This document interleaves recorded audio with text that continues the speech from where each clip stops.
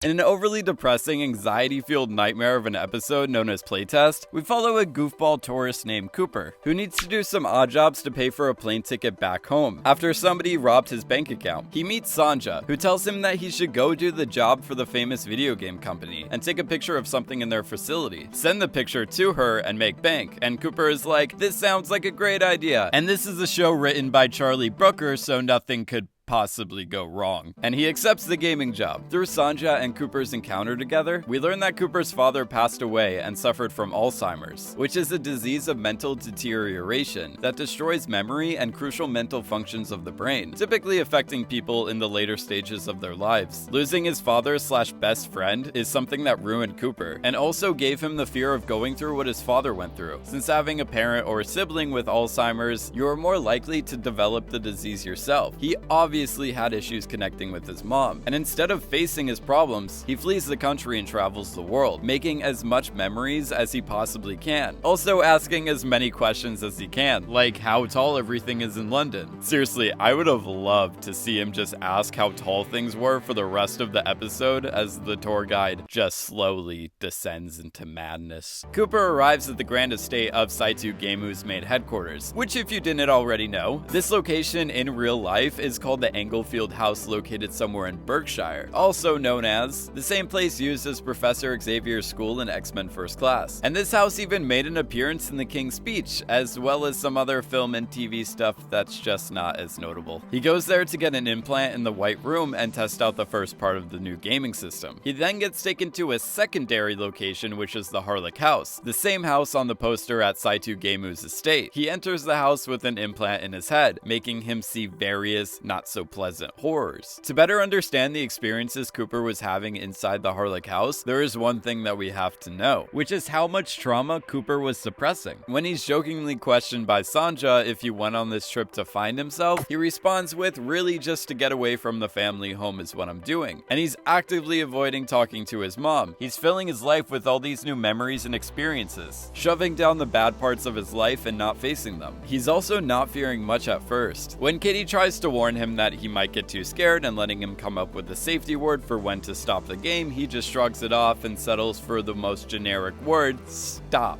Earlier in this episode, when he's on the flight, he's just chuckling to himself while others around him are freaked out that the plane is going through turbulence like any other normal human being would be doing. When he sees the little girl next to him freaked out, he shows her that it's more fun to treat it like a roller coaster. Granted, in this moment, nothing is wrong with this method, but it reveals a lot about his character, that he chooses not to worry about things in general, and consistently uses humor as a coping mechanism, another way of not really facing reality. Oh, and another thing you have to understand is that all of this happened inside of his head, but not in his head through the simulation, literally just his own head and his own imagination. When taking a picture of the equipment, he hears Katie coming back into the room. When placing everything back on the table, he forgets to turn off the phone, the one thing that will end up killing him before he can even begin the game. While laying out the circles on the table, all of those circles containing the symbol from White Bear, a very nice little Easter egg, Katie is prepping him for the actual test. When she starts to initialize the system,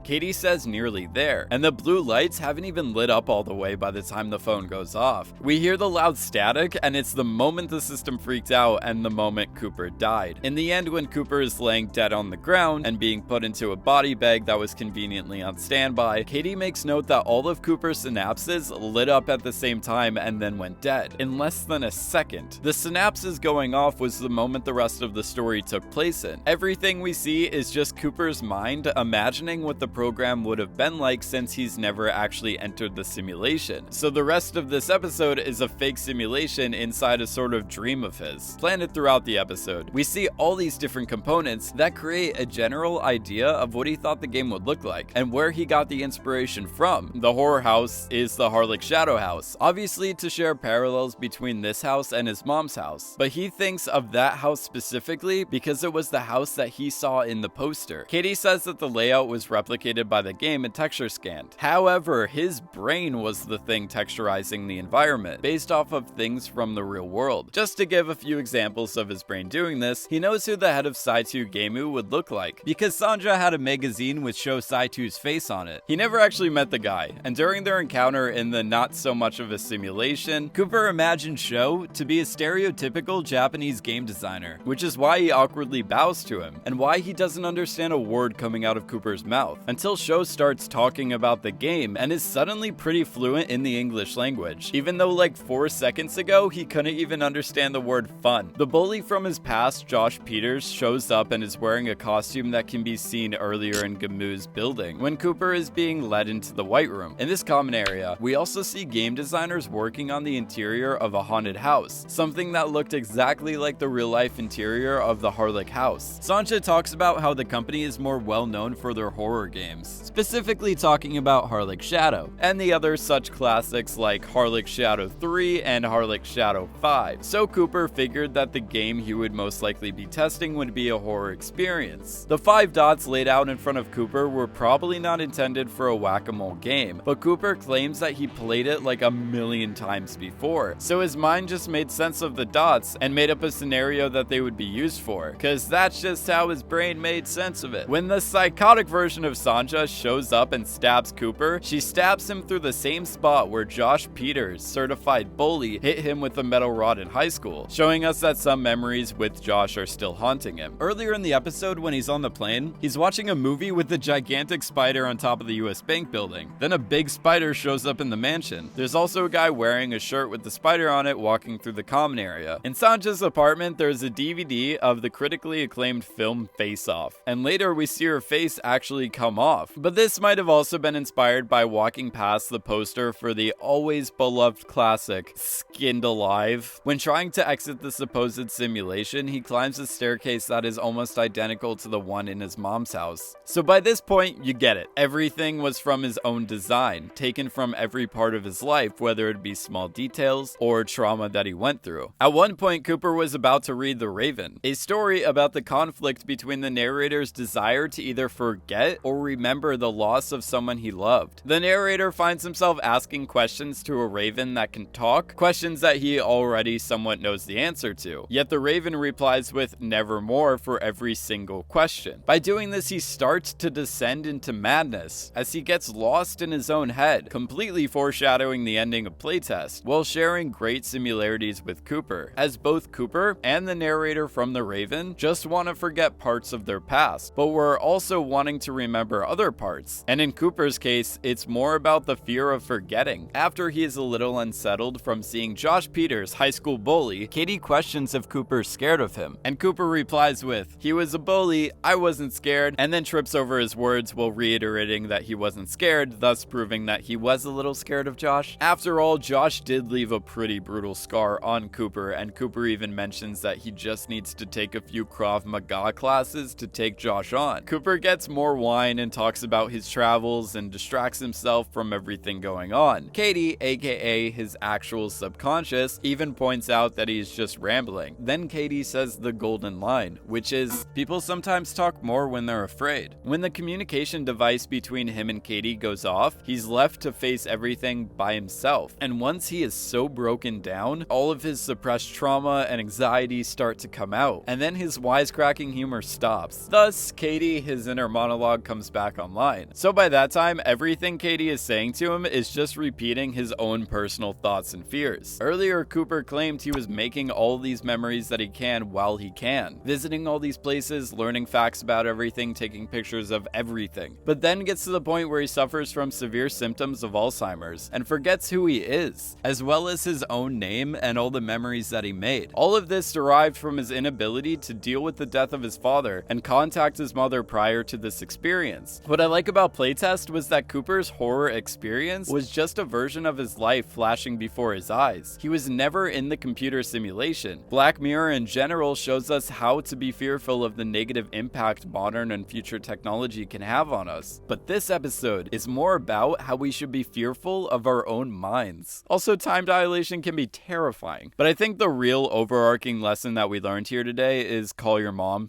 This episode reminded me a lot of the nightmares I used to have as a kid where I'd keep waking up and I would actually still be in the nightmare. So yeah, watching this episode was really painful. However, one really nice detail that I did like about the ending was that the mansion was heavily inspired by video games like Resident Evil and Silent Hill. And at the end of the episode, Cooper's last name is shown to us, reading Redfield, referring to Chris Redfield or Claire Redfield from the Resident Evil series. And that's all I had to say about Playtest. And if you guys like and love Black Mirror, then stick around, because I'm always doing new Black Mirror explain videos just like this one. So before you shut off your device for various safety reasons, please hit that subscribe button. As always, thank you guys so much for watching, and I will see you in my next Black Mirror analysis.